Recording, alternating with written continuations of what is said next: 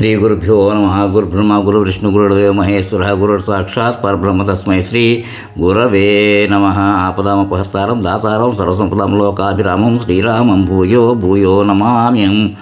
వాగర్థ ప్రతిపత్తే జగత పితరౌ వందే పార్వతీ పరమేశ్వరం. నారాయణం నమస్కృత్య నరం చైవ నరోత్తమం దేవీం సరస్వతీం వ్యాసం తతో జయముదీరయేత్.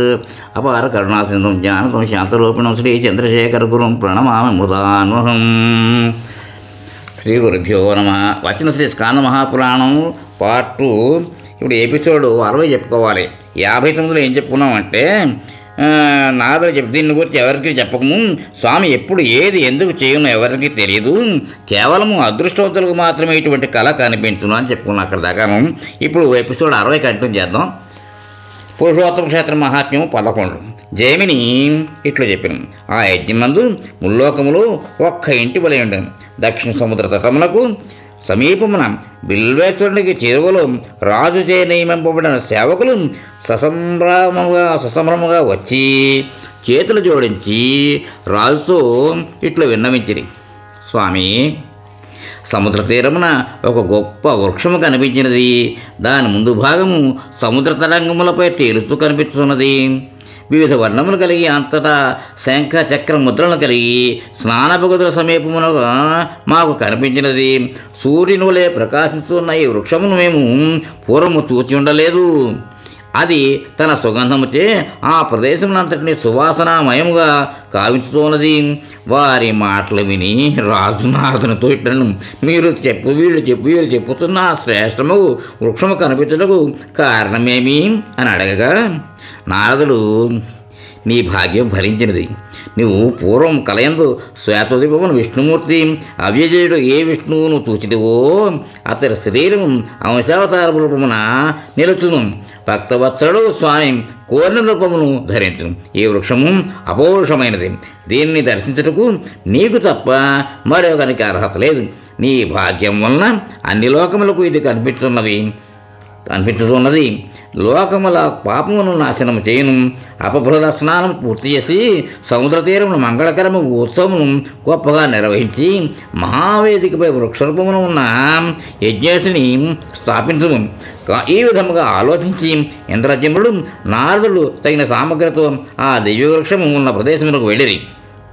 ఇంద్రజముల మహారాజు కూడా ఆనంద సాగరమున ఓలలాడాను. కలయందు జగన్నాథుని చూచినట్లే భగవంతునికి ఇష్టలుగా రాజు ఆ వృక్షమును చతుర్భుజములో గల స్వామిగా చూచెను. తన శ్రమ సఫలమైనదని తలచెను.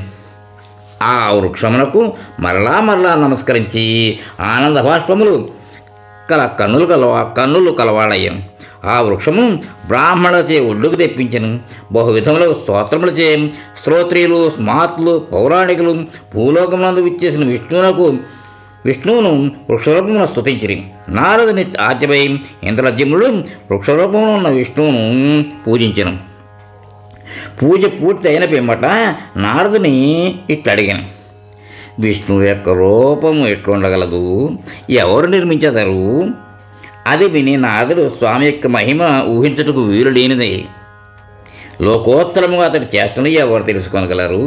సర్వ సృష్టిని సృజించిన బ్రహ్మకు కూడా ఆ స్వామి ఉద్దేశ్యం అగోచరమే అని నారదుడు ఇంద్రజిమ్నుడు ఆలోచించుండగా అంతరిక్షము నుండి అశరీరవాణి వినిపించను. అతట్లున్న వారికి ఎవరికీ కనిపించక అపౌరుషేయముకు స్వామి స్వరము వినిపించను. చక్కగా దాచబడిన మహావేదియందు స్వామి స్వయముగా అవతరించును.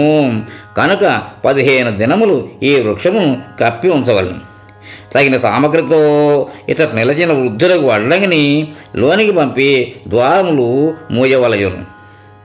విగ్రహం పూర్తి అగునంత వరకు బయట వాద్యములు మ్రోగించుతూ ఉండవలయును. పూర్తి అగునంత వరకు శబ్దము బయటకు వినిపించును. కానీ విన్నతో చెవుడు గుడ్డితనము కలుగును.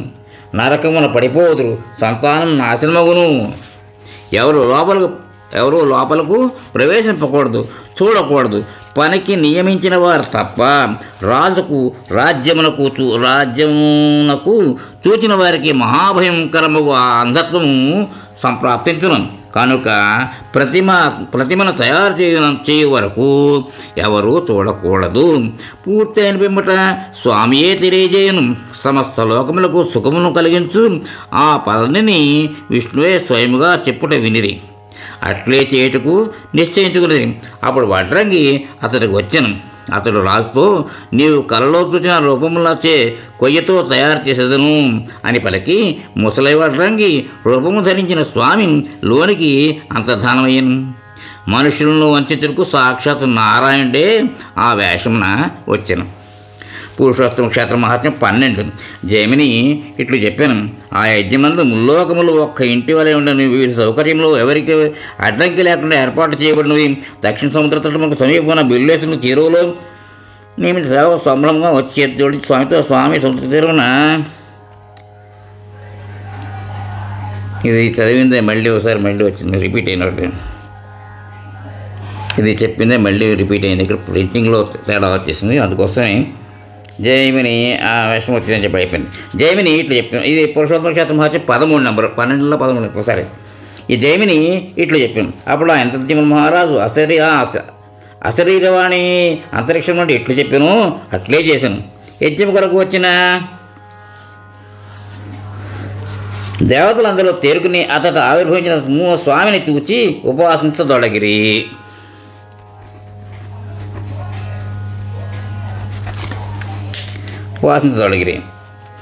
పూర్వము నీలమాధవుని ఎందు ఏ అతిథి చిహ్నములు ఉండెను అవన్నీ ఆ వృక్షములందు కనిపించసాగాను. క్రమముగా 15 దినములు గునప్పటికి పూర్వం ఉన్నట్లే 4 రూపములు రూపొందెను. నేను మీకు పూర్వము వర్ణించి చెప్పినట్లే స్వామి దివ్యసింహాసనంపై బలభద్రునితో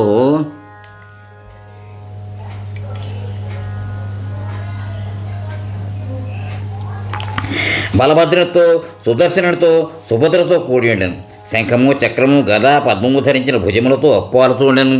సుభద్ర అందమైన ముఖముతో వరము పద్మము అభయము ధరించి ఉండెను. లక్ష్మీదేవియే సర్వచైతన్య రూపిణియగు సుభద్రగా అవతరించను. కృష్ణావతారం నందు రోహిణీదేవి కుమార్తెగా జన్మించిన బలరాముడు నిరంతరము ధ్యానించే బలభద్ర అను రూపమును దాల్చి లీలతి అవతరించిన ఆ బలరాముని ఒక్క క్షణము కూడా విడిచి ఉండుట సహించదు. వాళ్ళిద్దరూ అక్కడ పుట్టారన్నమాట. అక్కడ అది రోహిణీదేవికి బలభద్రాను బలరాముడు. నిజమునకు కృష్ణుడికి బలరాముడికి భేదం లేదు. లోకమున వేరు వేరు తల్లులకు జన్మించటే వారు వేరు అను వ్యవహారము కలిగినది.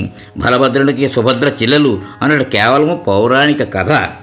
లక్ష్మీదేవి రూపమున స్త్రీ రూపమున అంతటా వ్యాపించినది.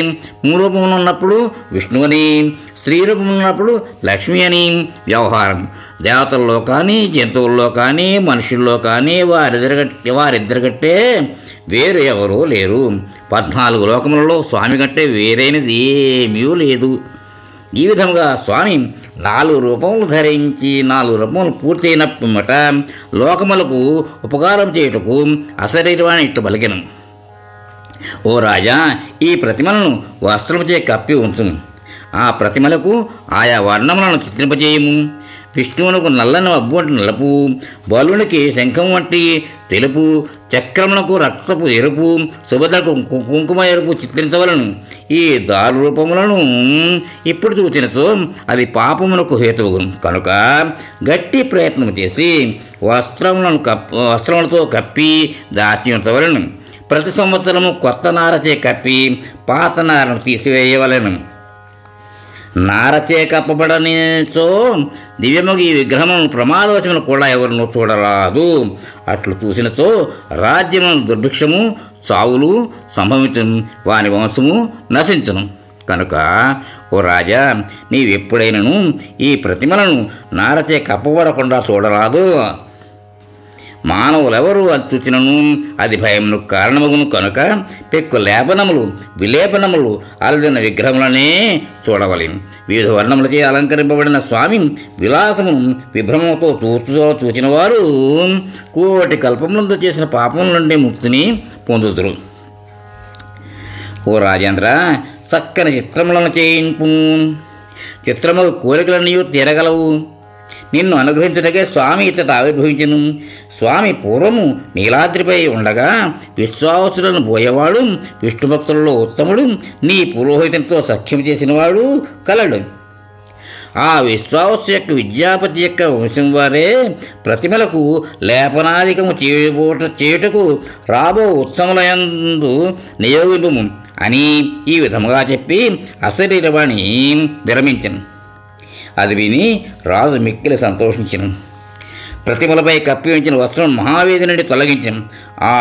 అప్పుడు అందరూ రత్నసింహాసనపై కొలువున్న బలరాముని, కృష్ణుని, సుభద్రను, సుదర్శన చక్రమును అశరీరవాణి చెప్పిన విధముగా లేపనాధికముచే అలంకరింపబడి అందముగా ఉన్న ప్రతిమలను చూచి సమస్త దుఃఖములు పోగొట్టట్టి కృష్ణుని, బలరాముని చూచెను.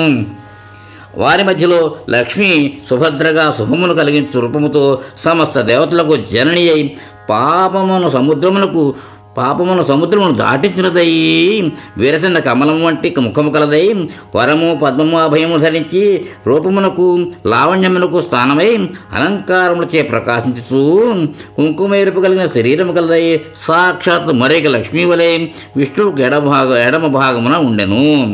ఆ ప్రతిమలను చూసి రాజు ఆనంద సాగరమును ఓలాడి కర్తవ్యం మరచి ఓడలు తెలియక చేతులు జోడించి స్తంభం వలె నిలిచిపోయాను.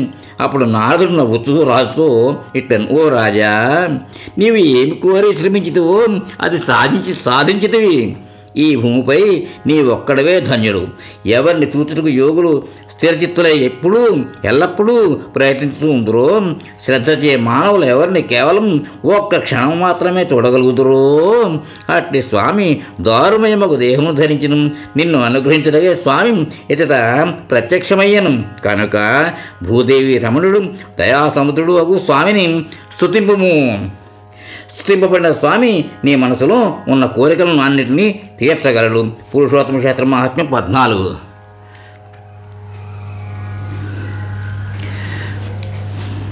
జైమిని ఇట్లు చెప్పింది. ఈ విధముగా నారదుడు రాజుకు చెప్పగా జగన్నాథుని ఇట్లు స్తుతించను, ఓ మురారి, ఓ ప్రభు, నేను అనేక జన్మలందు చేసిన పాపముల వలన ఫలితముగా దుఃఖమును అనేక రూపములందు పొంది ఉంటిని.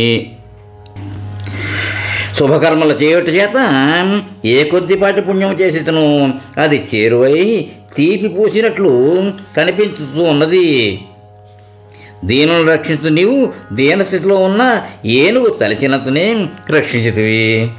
గట్టి యంత్రమునందువలే పైకి కిందకి తిరుగుతూ భ్రాంతి పొందిన నన్ను దయతో కాపాడము. రాత్రింబవళ్ళు నా మనస్సు నీ పాదంలో వద్దే నిలిచినట్లు నేను ప్రార్థించుతూ ఉంటిని. సచ్చిదానందములకు సముద్రం వంటి నిన్ను వేలాది జన్మల్లో కొన్న పుణ్యము చేతనే పొందగలం. ఓ దేవా, నన్ను కాపాడము. పాప సమూహముల నాశనం చేయుటకు వేదాంతముచే తెలియబడినట్టి అవ్యయుడగు విశ్వనాథుడుగు నేను వేడుచూ ఉన్నాను. ఈ సమస్త జీవజాలము నీవు కల్పించిన 4 విధములు మోహమును రాత్రి యందు నిద్రించుతున్నది. నీ పట్ల జ్ఞానమును సూర్యుడు ఉదయించనే మెలకువ వచ్చును. అట్టి నిన్ను శరణు కోరుతుంటని నీవే సమస్త ప్రపంచమును సృష్టించేవాడవు. ఇట్లు అనేక విధములు స్తుతించి ఇంద్రజిముడు సాష్టాంగంగా నమస్కరించాను. ఇక్కడితో ఈ ఎపిసోడ్కి విరామం ఇద్దాం, తర్వాత కంటిన్యూ చేద్దాం. స్వస్తి. మోహనవాణి పోడ్కాస్ట్ వింటున్న శ్రోతలందరికీ హృదయపూర్వక ధన్యవాదాలు. వినండి, వినిపించండి, వింటూనే ఉండండి. మోహనవాణి తెలుగు పోడ్కాస్ట్ మీరు వింటున్నారు. మోహనవాణి. ఇంతవరకు మన ఛానల్కి ఎవరైనా సబ్స్క్రైబ్ చేసుకోకపోతే ఇప్పుడే ఈ క్షణమే సబ్స్క్రైబ్ చేసుకుని ఆ పక్క నుండి బెల్ బటన్ మ్రోగించి మమ్మల్ని ప్రోత్సహిస్తారని మనస్ఫూర్తిగా కోరుకుంటూ